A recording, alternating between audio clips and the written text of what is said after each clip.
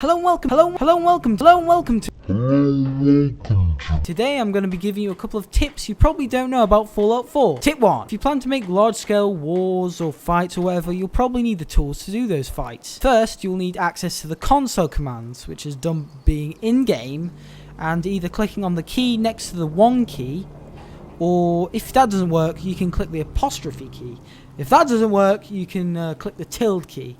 If none of these fucking 3 keys work, holy shit, you've got a shit keyboard, mate. I'm so sorry. But basically, I click an apostrophe and this menu pops up, and it's very pleasant. You type TGM, which basically makes you immortal. Cheeky there. So basically, you can't die, and it's all fancy and lovely. Of course, you can type it again to disable the mod. If you type in TCL, which is togglefreecam, you can go into this weird no collision mode where you fly through the ground.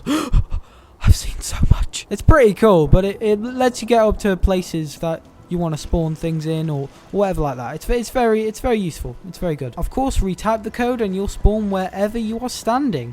TCL, boom, on the roof. Look at that. Genius. Amazing. Let me get into a bigger open space. Seems good enough. Okay, so you can type in tcai, which disables the AI. The enemies cease to attack you, so you can get 2 sides set up without them trying to stick their shitty wooden guns in your face. Also, you can spawn any unit in the game, but that has the disadvantage of spawning possibly weird skinned and textured individuals that, you know, break immersion and just generally are a bit shit. But if you want to do that, you type in help and then the code word for the thing. So if you want a raider, you would type in raider. If you want a super mutant, you type in super mutant. But if I wanted a raider, I'll type in raider. So then you put 4. Don't know why you put 4, but that's just a thing. Click enter and it comes up with a big list of player IDs with their corresponding, you know, things that you want to spawn. So to spawn any one of those raider people, you type in player.placeatme, player.placeatme, and then you type in the code for the raider. So for a raider, it will be FFOOB061. Click that, spawns an individual behind me. See there? See, now there is a bit of a problem doing it that way. The problem is they're either naked, sometimes their heads are a different colour to their bodies. It just generally is a bit problematic. So I think a better idea would be this site. I'll link it in the description down below. But basically, it's a page dedicated to finding the codes that work. And if you don't particularly understand the step-to-step instructions, type in player.placeatme and then the code that it gives you. So if I want to spawn in 3 raiders, for example, you do player.placeatme space 20749 space. Then I'll type in 3 and it should spawn 3 raiders. By the way, you can miss out the O's at the start of the codes, but no other numbers. So you click enter and it should spawn 3 raiders directly behind me. Thankfully, I'm on tcai disabled, so they won't attack me.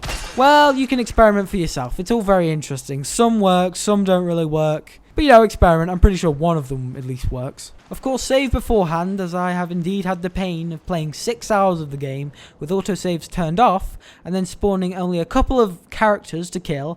I would then run 20 meters and the game would crash. The save file would be corrupted. What the fucking bugs?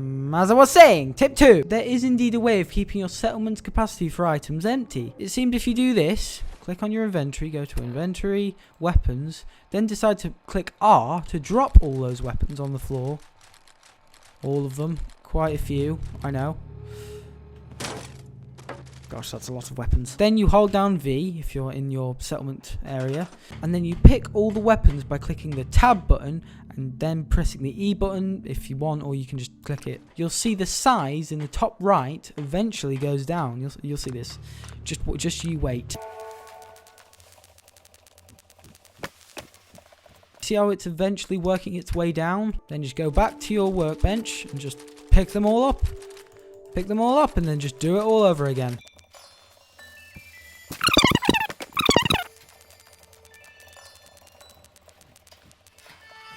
And you see how the size is decreased by actually quite a lot. Tip number 3. There's a way of getting walls or any objects to merge into one another without using a long-winded mod installation, because ain't nobody got time for that. So, as always, you just hold down V, go into the design thingy, then open your code menu thing, type in TCL, bingo.